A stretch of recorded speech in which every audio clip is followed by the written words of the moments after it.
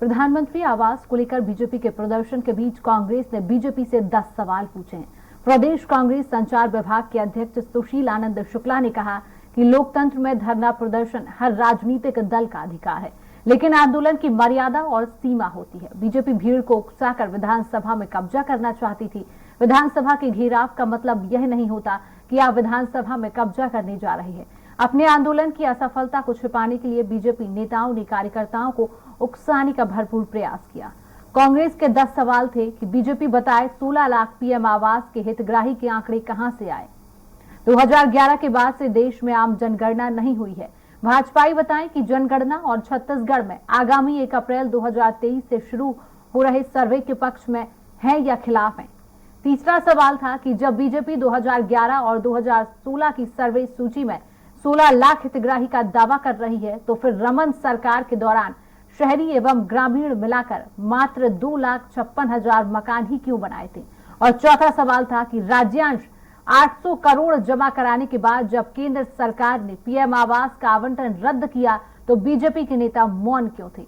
और पांचवा सवाल, बीजेपी यदि दावा कर रही है कि 7 लाख हितग्राहियों के आवेदन उसने एकत्रित किए हैं, तो वो आवेदन राज्य सरकार को कब देंगी और आवेदन को केंद्र में स्वीकृत करवाकर केंद्रांश की 60% राशि के लिए पहल कब करेंगे। और छठवां सवाल, रमन सिंह ने अपने अंतिम बजट अभिभाषण 2018-19 में कुल 2,37,000 आवास बनाने का दावा किया था। अब भाजपाई रमन राज में 7 लाख, 8 लाख, 10 लाख मकान बनाने का तथ्यहीन दावा कर रहे हैं। भाजपाई बताएं कि विधानसभा में रमन सिंह ने झूठ बोला था या भाजपाई झूठ बोल रहे हैं। और सातवां सवाल, ग्रामीण और शहरी पीएम आवास को मिलाकर पिछले 4 सालों में 13 लाख आवास बने, जो रमन राज के 2,37,000 की तुलना में 6 गुना अधिक है। फिर भी विरोध की नौटंकी क्यों, बीजेपी इसका जवाब दे। और आठवां सवाल कि रमन राज में पीएम शहरी आवास केवल 19,042 बने, जो वर्तमान सरकार की तुलना में 5 गुना कम है। इसके जिम्मेदार कौन है। और नौवां सवाल है कि रमन सिंह के समय पीएम आवास के राज्यांश व्यय वर्तमान सरकार की तुलना में आधे से भी कम है। इसके लिए रमन सिंह और उनके पूर्व मंत्री कब माफी मांगेंगे। और 10वां और आखिरी सवाल, मोदी सरकार देश भर में प्रधानमंत्री आवास के कोटे में कटौती कर रही है। बीजेपी बताए वह प्रधानमंत्री आवास का विरोध करने कब जा रहे हैं। प्रधानमंत्री आवास पे झूठ की और भ्रम फैलाने की राजनीति कर रही है। हमने उनसे 10 सवाल पूछे हैं। भारतीय जनता पार्टी के नेताओं में साहस है हमारे इन 10 सवालों का जवाब दे। भारतीय जनता पार्टी बताए कि 16 लाख आंकड़े उसके पास कहां से आए। दूसरी बात, भारतीय जनता पार्टी 2011 और 2015 के सर्वे सूची की बात करती है, तो 2018 तक भारतीय जनता पार्टी की सरकार थी, तो रमन सिंह ने मात्र शहरी और ग्रामीण मिला के 2,56,000 मकान ही क्यों बनाए। शहरी में तो मात्र 19,000 मकान बनाया था। भारतीय जनता पार्टी इसका जवाब। छत्तीसगढ़ में इस साल होने वाले विधानसभा चुनाव में जीत को लेकर जहां एक तरफ बीजेपी के वरिष्ठ नेता और पूर्व सांसद नंद कुमार साय की बाल दांव पर लगे हैं, तो वहीं प्रदेश के मंत्री अमरजीत भगत ने अपनी मूंछों पर दाव लगा दिया है। बीजेपी ने पीएम आवास को लेकर हुए आंदोलन में आम सभा में पूर्व राज्यसभा सांसद रामविचार नेताम ने सभा में बोलते हुए कहा कि जब तक प्रदेश में सरकार नहीं बदलेगी, हमारे नेता नंद कुमार साय अपने बाल नहीं कटवाएंगे।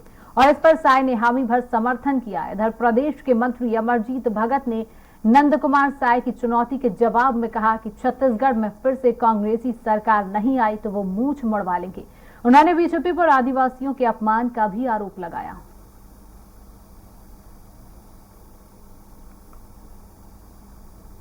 देखिए, उन्होंने जो कहा है कि हम बाल नहीं कटवाएंगे जब तक सरकार नहीं बनेगा, तो हम भी बोलते हैं कि इतना काम हमारा सरकार कर रहा है आदिवासियों के लिए, किसानों के लिए, महिलाओं के लिए, नौजवानों के लिए। हमारे भी अगर सरकार नहीं है तो हम भी मुंह छुड़वा देंगे।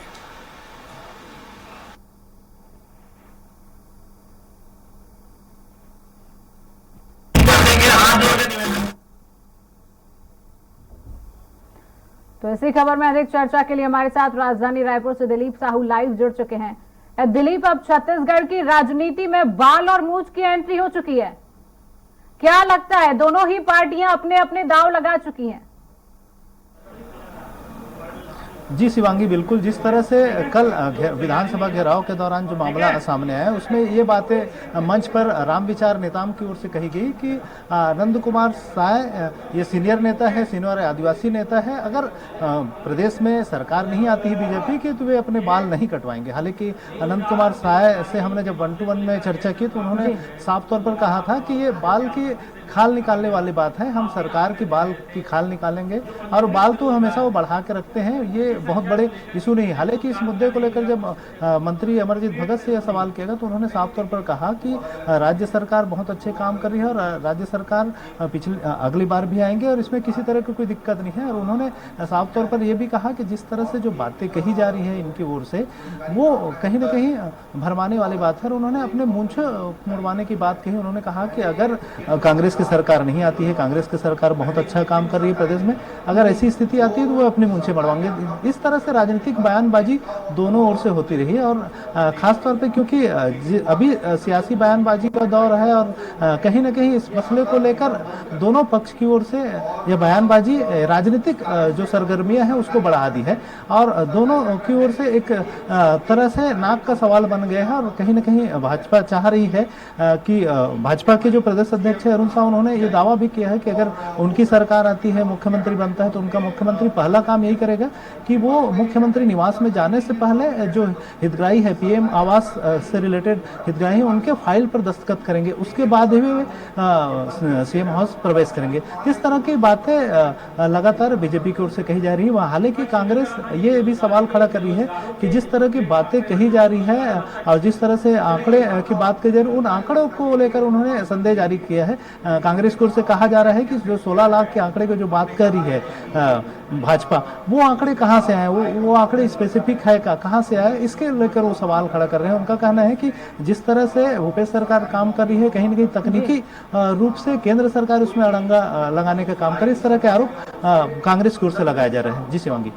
दिलीप, अगर भारतीय जनता पार्टी पीएम आवास को लेकर प्रदर्शन करती हुई नजर आ रही है तो कांग्रेस पार्टी भी सवाल करती हुई नजर आ रही है कि जब रमन की सरकार थी, रमन जी की जब छत्तीसगढ़ में सरकार थी और अगर अभी के आंकड़े हम निकालते हैं तो अभी के आंकड़े 6 गुना अधिक है, फिर बीजेपी इस तरीके का प्रदर्शन कर रही है या फिर नौटंकी, इस बात के क्या मायने लगाए जा सकते हैं दिलीप?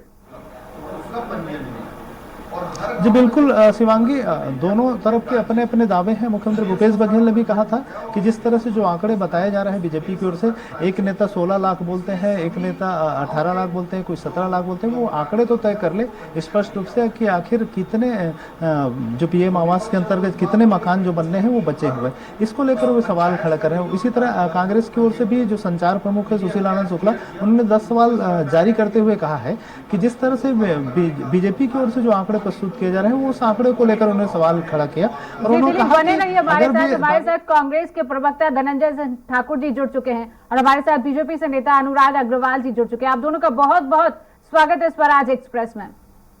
सबसे पहले मैं रुख करना चाहूंगी अनुराग जी का।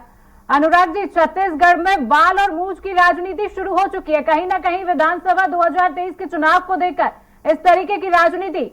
अनुराग जी।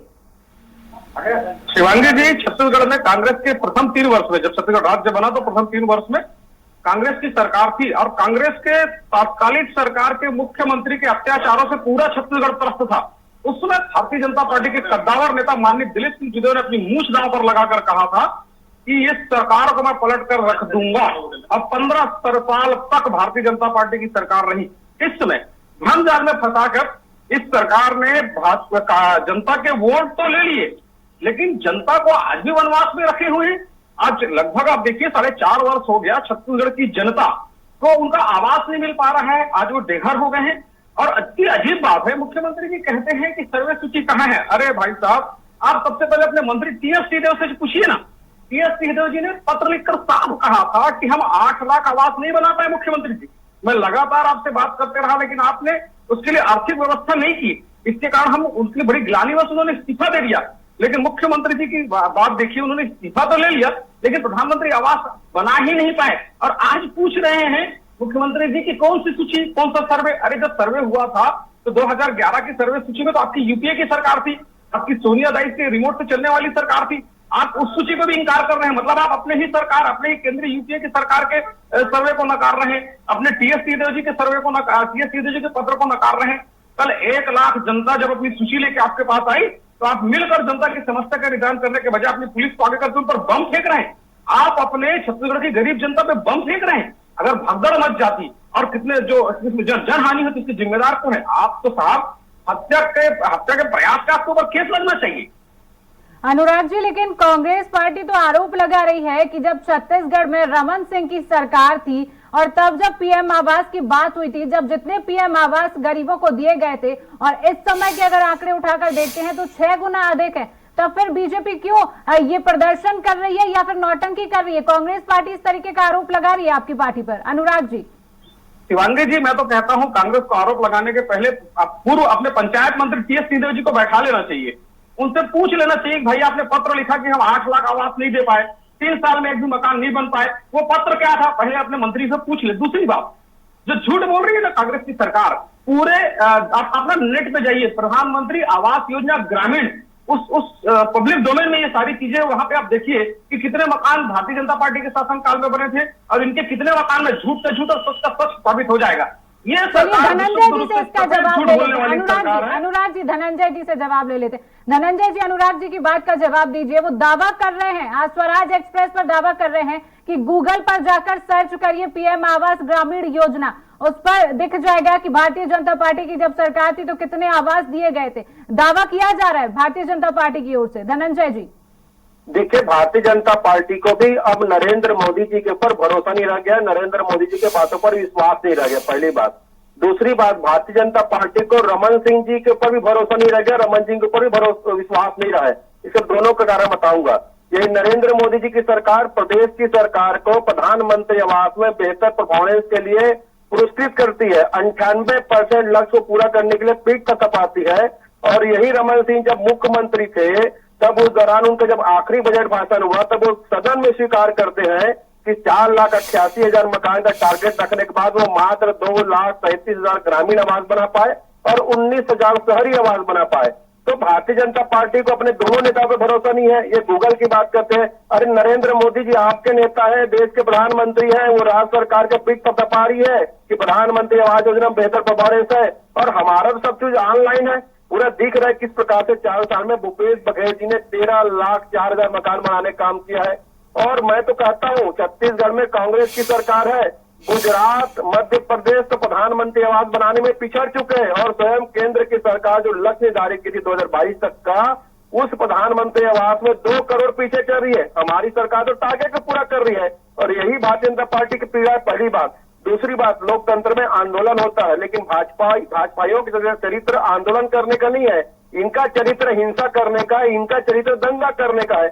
इन्होंने झूठ बोलकर जो आंदोलन की अनुमति मांगी थी, हमारी सरकार ने अनुमति दी, पुलिस के जवान अधिकारी सुरक्षा में लगे रहे, लेकिन दुर्भाग्य की बात है अजय जामवाल मंच में मौजूद रहे, रमन सिंह मौजूद रहे, अरुण साव मौजूद रहे और भाजपा के गुंडा, बोलूंगा गुंडा और नंगाई करने वाले लोग एसपी के गले पे गर्दन दबा रहे थे, पुलिस के अधिकारी पर हमला कर रहे थे। कौन है पुलिस कर्मचारी अधिकारी? वही है ना जो सुरक्षा देते हैं, उन पर ही हमला कर रहे थे। अरे इनको तो आंदोलन आता ही नहीं है, ये तो दंगा करने वाले लोग हैं। और प्रधानमंत्री आवास योजना में जाके नरेंद्र मोदी जी से इस्तीफा मांगे कि वो लक्ष्य के 2 करोड़ पीछे क्यों चल रहे हैं? इनमें क्षमता नहीं है। हमारी सरकार तो गरीबों को मकान दे रही है, यही भाजपा की तकलीफ है, क्योंकि 15 साल तक रमन सिंह की सरकार छत्तीसगढ़ में थी तो यही भारतीय जनता पार्टी गरीबों के मकान और दुकान पर बुलडोजर चलाती थी। उस 15 साल के दौरान लाखों लोगों को घर से बेघर किया था। हमारी सरकार तो 13 लाख परिवार को मकान बना के दिया है। इनको शर्म नहीं आती बात करने में?